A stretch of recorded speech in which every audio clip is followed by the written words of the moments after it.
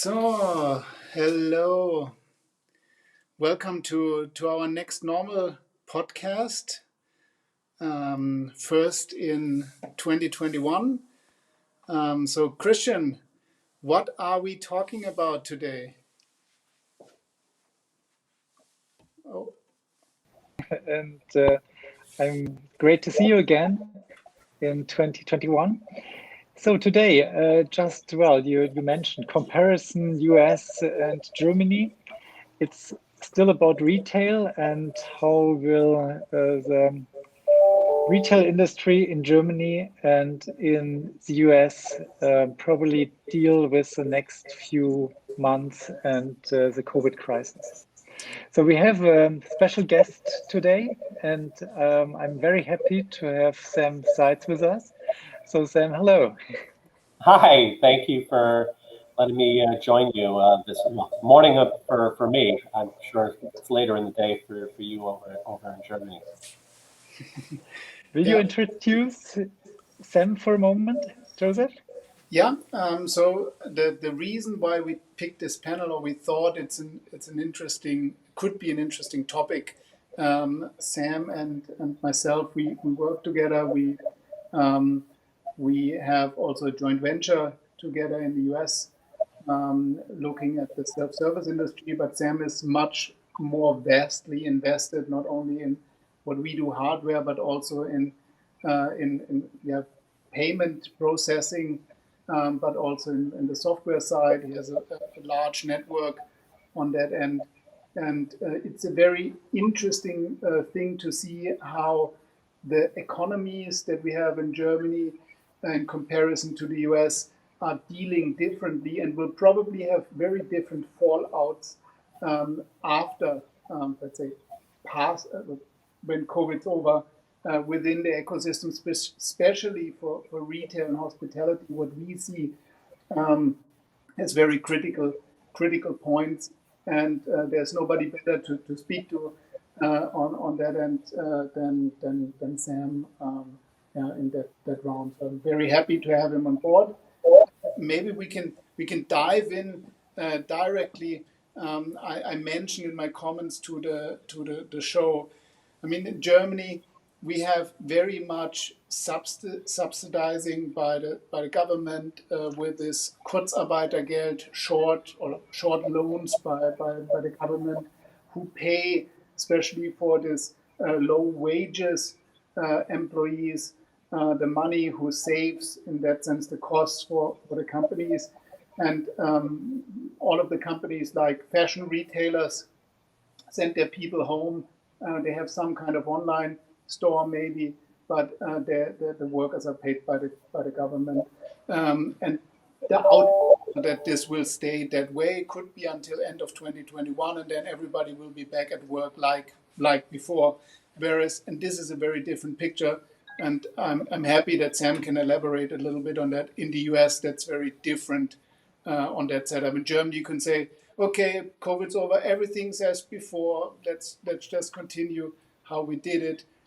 US seems to be a different picture.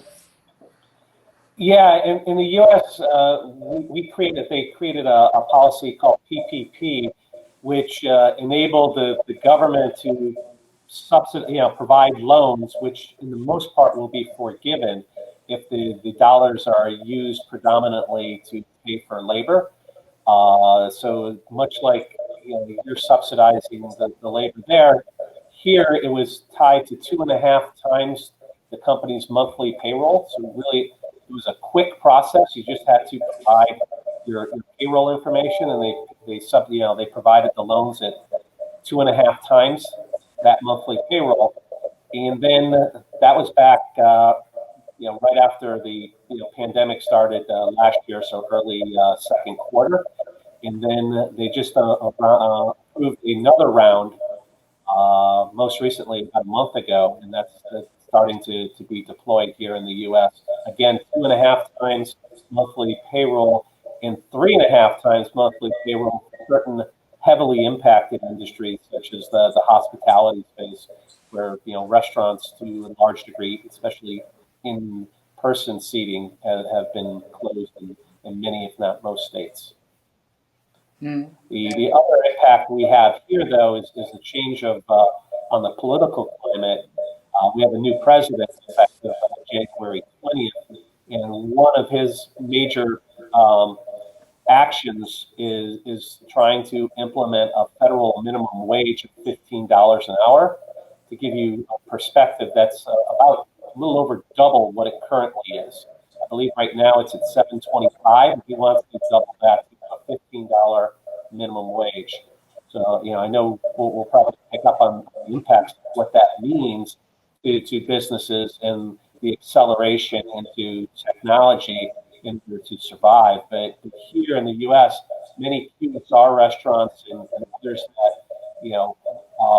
are impacted by low labor costs are dramatically looking to make changes or be forced to close because their business models do not work at that labor rate. Especially after coming off some month with closure or with reduced revenues. I think that's the other impact. Whereas in Germany, you can still say, I try to keep my costs low, as low as possible, do some online or some delivery, but in the end, not facing the possibility of even having higher employee costs in the end. Even Christian and I discussed previously, it is more or less expected that also rents will drop in that field. So you face, as a German retailer, dropping rents, and no significant needs for higher wages on that side. So that's, I think, a very different view than what we see then in the US with higher wages, especially with so many minimum wage jobs in that area. Yeah, historically, when you would see an uplift in minimum wage on the state levels, where maybe up to $1 or something to that effect, where more of a 5-10% uplift, it was almost to the penny that was passed on to the consumer, and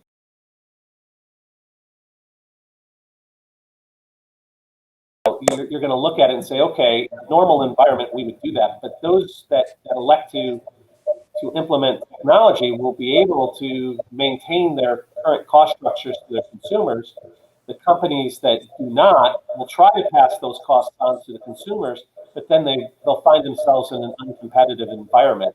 And because labor is such a material cost when you're looking at things like the QSR or fast casual type restaurants, it's going to drive an industry that was already on its knees is being kicked while they're down. And it's going to have impact for those that aren't quick to react with technology. And at least in the U.S., we were slow to react to implementation of this technology because labor was so inexpensive. Other industries, such as the banking industry, was quicker to replace unskilled labor, such as tellers, with ATMs and online banking. I think the restaurant industry, the hospitality industry, certain retail industries are starting to realize that they need to do the same thing. Yeah.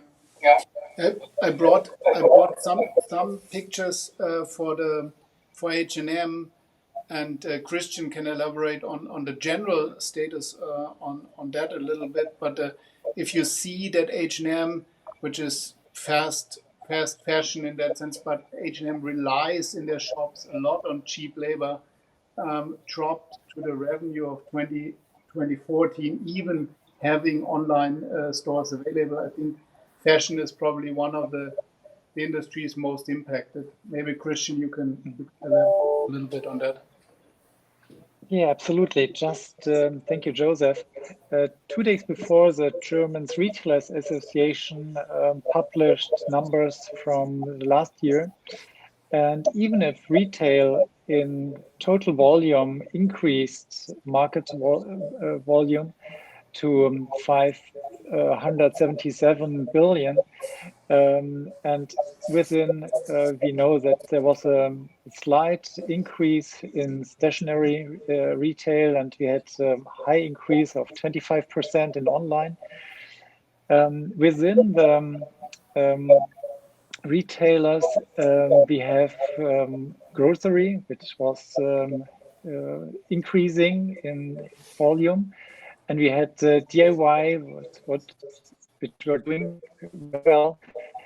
And on the other hand side, you mentioned H&M and the whole fashion industry. Retailers had a very significant minus of 25% last year. So even having a lockdown now in Germany for the next at least 2 weeks, probably more, retailers are still suffering. So and fashion especially. So we face very, very hard 2021 in Germany for those, even if shops will open again. So that's what's the status for right now. And having said this, substitute from the state are still not arriving in the companies, and so they are really struggling, having low liquidity, and we'll see who really can survive. So the pressure just Sam, you mentioned the pressure to invest now in the US into technology. What we see in Germany is probably not that kind of pressure to invest in technology. So that's quite a difference, Joseph, right? Yeah, I think that's one of the main things we want to come out of this conversation. I mean, we are already in minute 13, but the main message is that you have, as far as we can see in the US, a much higher need to think about efficiencies and technology helping to bring up these efficiencies because of the immediate impact of higher wages.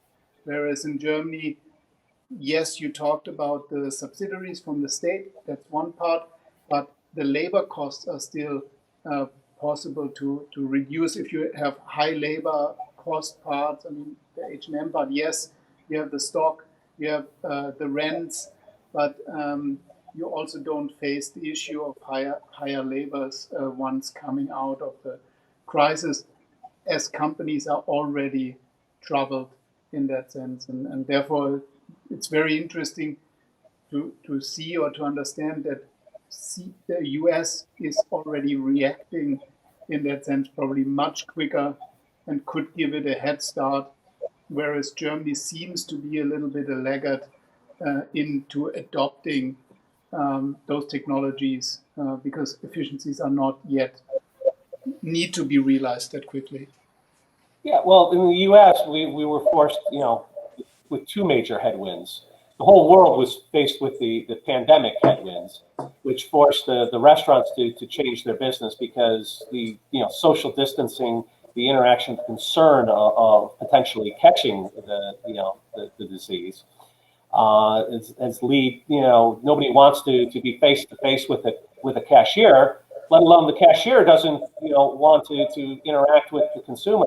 In fact, they're calling them at-risk workers. The cashiers, they're almost putting them, at least in the U.S., they're being perceived the same as frontline medical workers from a danger perspective of being exposed to potential COVID.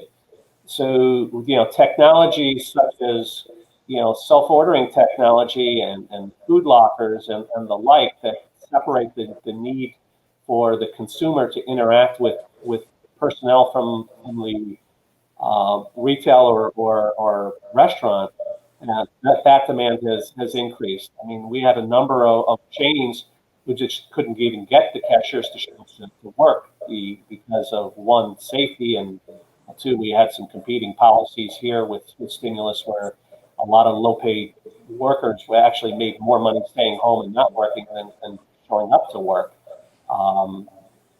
So you have that, but now you have that extra headwind, which you don't have in Europe, which is this change to minimum wage, and that's more of a political component where there's this feeling in the U.S. that there's a drastic disparity between the income levels of the executives and those of low-level workers. So they're trying to raise that minimum wage, but there's a lot of unintended consequences that come from that, and we just described a few of those. You can't have an inexpensive hamburger if you're doubling the cost of your labor. Yeah. Yeah, and especially when people have less money in the future. So I mean, the point about a recession and having less money in the households is another topic there. Okay. No, I think we already wrapped it up pretty good. I just look at my Clubhouse app. So actually, I put it up quite late, but we have one person here. We have no comment. We only had a comment that in the beginning the audio was not that didn't work out that good. So no questions from there. No questions from Clubhouse, but some listeners. I think we covered it quite well. It would be very interesting to see how this will work out by, let's say, third quarter of 2021, because then vaccination should be more or less covered and should be more or less back to the old normal. Yeah, that's an issue. Yeah, where this will probably impact very hard. Yeah, in the U.S., we're currently vaccinating about 1 million people a day. Given that and the high number of people who have contracted the virus, it shouldn't be long before we kind of hit that herd mentality and the numbers start to fall pretty rapidly. Yeah, let's hope. I mean, that's only to hope for that this happens. Yeah, and everybody can get back to business. Yes. But regardless, I think there's going to be a quote new normal. I think the duration of this and the impact is going to be with people for a long time, and there's going to be a lot of changes that come as a result. Fortunately for Joseph and I, technology is going to be at the forefront of that. Right. Yeah, that's would one be great to have. Yeah, that's a good point, that there is technology. I think that's another issue to stress. It's not that it's diabolical or bad, but in the end, it will enable businesses to stay on float and to cater to customers and make customers' journey much better, more efficient, but more consumer friendly as well. It's not just technology for technology's sake. It's very analogous to the banking industry. When the tellers started to be replaced and everybody screamed that all these jobs were going to be lost, what in fact happened is there are more employees working at a bank today than they did before. They're just working in a different capacity, creating more value for both the bank and more fulfilling work for themselves. So we see the same thing that will end up happening in the retail environment as well as in the restaurant environment. So ultimately, this is going to be a very good thing, but there'll be some pain in the short term for those that are laggards in transition. Yeah. Good. I completely agree with you, Sam. And would be great to have probably an update in second or third quarter of this year and see what happened. Yeah, I look forward to it. One of our core values at our organization is problems or opportunities, and we view, yes, this is a horrible thing that occurred to the world with this pandemic, but there's going to be a lot of good that comes from this. A lot of good, obviously, for businesses like Joseph and mine, but there's going to be a lot of medical advancements. The amount of money and research thrown at this problem is probably going to advance medical discovery by a good 10 to 20 years. So there's a lot of positives that are going to come from this time, and a lot of data that we're going to be able to slice and dice and realize that there's new opportunities. Yeah. Okay. Great. Let's wrap it up. That's a good mindset. It was a pleasure having you, and then let's keep that third quarter slot already in our minds, and hopefully we have good news until then. Sounds good. Joseph, thank you for letting me join you today. Christian, it was great to speak with you. Bye-bye. Thank you very much, Sam. Bye-bye. Have a good time.